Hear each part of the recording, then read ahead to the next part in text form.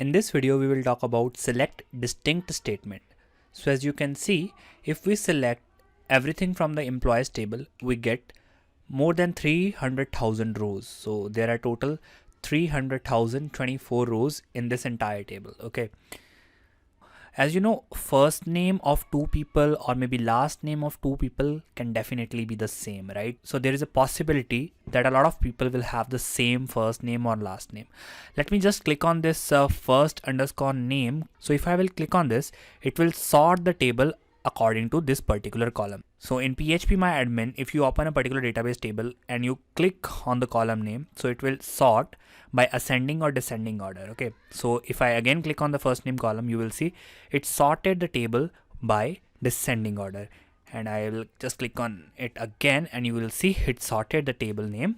It sorted the table name by first name in ascending order. Okay, and now you will see a lot of people have the same first name, Amer, right? So a lot of people have the same first name.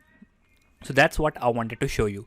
Now, if I will run this query, select star from employees. Okay, if I just run this one, select star from employees. For now, you can just think that these backticks are optional. Okay, and I'll explain the purpose of backticks later on as we proceed in this course. Okay, so I'll just run this query. Okay, so we have 300,024 records. Now I'll show you the purpose of distinct. Now what I will do, I will select distinct, and now I'll just type the first name column for now. Okay, I just want to fetch the first name column. Again, forget about where. So here I'm telling it to select the distinct first name from the employees table. That means only unique first names. So in this case, any duplicate names will not be fetched. Okay, so I'll just click on the go link, and now you can see only 1275 records are fetched. Okay, that means in this particular database table, which has more than 300,000 rows, there are only 1275 unique first names, right?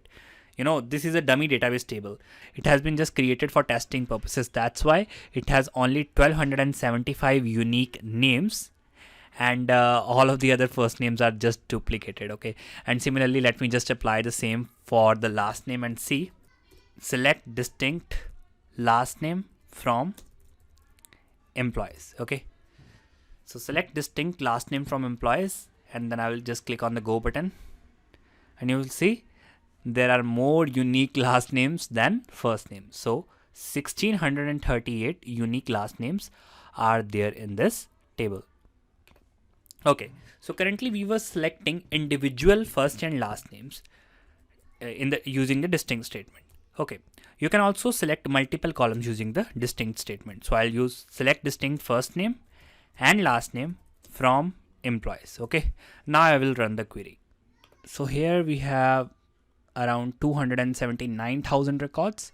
So basically here it selected the distinct items by forming the combination of first name and last name. In this particular result set, the combination of first and last name will be unique. No combination of first name and last name will be the same in this entire fetched table using this particular select statement.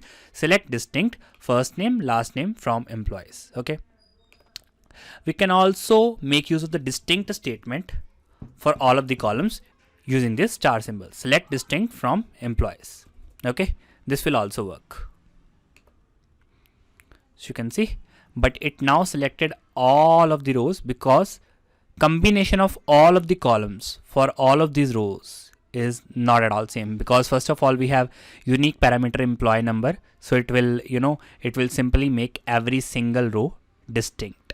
That's all about select distinct statement.